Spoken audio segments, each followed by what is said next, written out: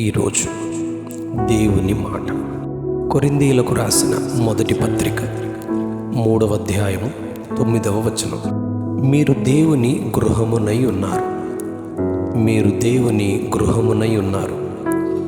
మేము దేవుని జత పనివారమై ఉన్నాము, మీరు దేవుని వ్యవసాయమును, దేవుని గృహమునై ఉన్నారు.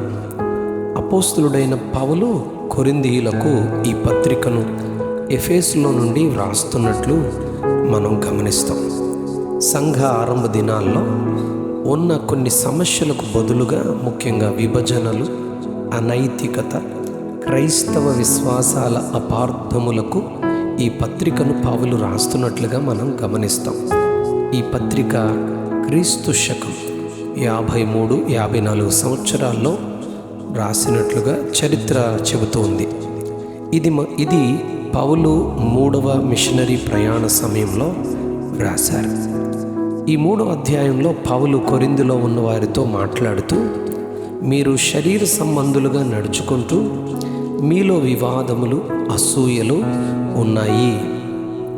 ఒకడు నేను పౌలు వాడనని, మరి ఒకడు నేను అపొల్లో వాడనని చెప్పుకుంటూ ప్రకృతి సంబంధులైన మనుష్యులుగా ఉన్నారని హెచ్చరిస్తూ గద్దించి మాట్లాడుతూ ఉన్నారు. అపొల్లో అయినా పౌలు అను నేనైనా మేము పరిచారకులమే కదా. మాకు ప్రభువు అనుగ్రహించిన సామర్థ్యము ద్వారా మీరు విశ్వాసం ఉంచారు. మీరు ఒక మొక్క అయితే నేను నాటితిని, అపొల్లో నీళ్లు పోసెను, వృద్ధి కలుగ చేసిన వాడు దేవుడే అని పౌలు వివరణను ఇస్తున్నారు. దేవుని యందు విశ్వాసం ఉంచిన మనుషులను ఆయన కొన్ని విధములుగా పోల్చి చెబుతారు.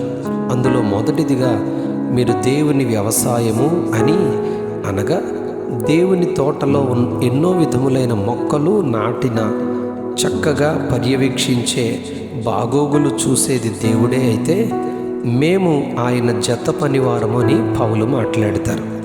రెండవదిగా మీరు దేవుని గృహము, దేవుని ఇల్లు, మనమే ఆయన ఇల్లు అని హెబ్రీ గ్రంథకర్త 3వ అధ్యాయం 6వ వచనంలో చెబుతారు.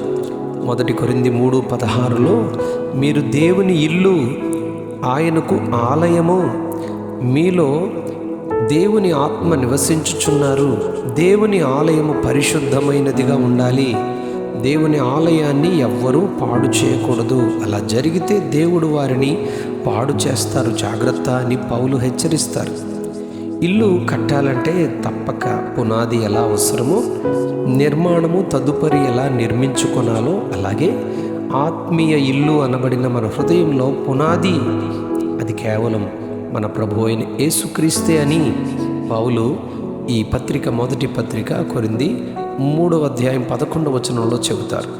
10వ వచనంలో అయితే నేర్పరి అయిన శిల్పకారుని వలె పునాది వేసి తిని, అలా వేయుటకు మీ నిమిత్తము దేవుడే నాకు తన కృపనిచ్చారని వ్రాస్తారు, వర్ణిస్తారు. అయితే ప్రతివాడు దాని మీద, పునాది మీద ఎలాగూ కట్టుకుంటున్నారో జాగ్రత్తగా చూసుకుంటూ కట్టుకోవాలని పౌలు హెచ్చరిస్తాడు. అగ్ని వచ్చినప్పుడు కట్టబడిన ఇల్లు కర్ర, గడ్డి, కొయ్యకాలుతో నిర్మించబడితే అది కాలిపోతుంది కనుక విలువైన బంగారము, వెండి, వెలగల రాళ్ళు వలె పునాదిపై అనుదిన విశ్వాస జీవితంలో ఆత్మీయ జీవితమును కట్టుకొనాలి అని పౌలు నేర్పిస్తాడు. ఈరోజు నిజ జీవితంలో ఇళ్లను మనం చూస్తే అవి పునాదిలోనే కొన్ని ఆగిపోయినట్లు, మధ్యలోనే మరికొన్ని ఆపివేసినట్లు, కొన్ని నిర్మాణము పూర్తయిన దానిలో ప్రవేశించడానికి అనుకూలత లేనట్లుగా, లోపల పనులు పూర్తి కాక, అనగా ప్లాస్టరింగ్స్, టైల్స్, కరెంట్, ఇలాంటి విషయాలు పూర్తి కానట్లుగానే మనం చూస్తూ ఉంటాం. అయితే దేవుని ఇల్లు, గృహము అనబడిన మనము ఆయన మనలో ఆత్మరూపిగా నివసించినట్లుగా సిద్ధపాటును కలిగి ఉండాలి. నిశ్చయముగా ఆయన మనలో నివసించేలాగున ఆత్మీయ జీవితాన్ని ప్రతి దినము మనం నిర్మించుకుంటూ ఉండాలి. సేవకుడే, దైవజనుడే ఈ జీవితమును అనే ఆత్మీయ గృహమును దేవుడు నివసించే యోగ్యత గల గృహముగా సిద్ధపరచాలి. అందుకు దేవుని పిల్లలు తప్పక ఆత్మలో నిర్మించబడుటకు సేవకునితో సహకరించాలి. ఇంటి కంటే దానిని కట్టినవాడు ఎక్కువ ఘనత పొందునట్లు అని హెబ్రీ గ్రంథకర్త 3వ అధ్యాయం 4వ వచనంలో రాయబడింది. అనగా మనలను కట్టినవాడు దేవుడే, సేవకులే మన ఘనతకు కారణం అని గ్రహించాలి. దేవుని ఇల్లంతటిలో మోషే నమ్మకముగా ఉన్నట్లు అని ఇక్కడ చెప్పబడింది. యేసు ప్రభువు తండ్రి అయిన దేవునికి నమ్మకముగా ఉన్నారని వ్రాయబడింది. మనమును దేవుని గృహము అనబడిన, ఇల్లు అనబడిన మన ఆధ్యాత్మిక జీవితంలో నమ్మకముగా ఉంటూ ఈ హృదయం అనే ఇంటిలో నుండి సమస్తమైన అపవిత్రతను ద్వేషించి విడిచిపెట్టి ఆయన నివసించే ఇల్లుగా కట్టబడుదుముగాక. Amen, amen, amen. మీరు దేవుని గృహమును అయ్యున్నారు. మీరు దేవుని గృహమునై ఉన్నారు. ఆమెన్.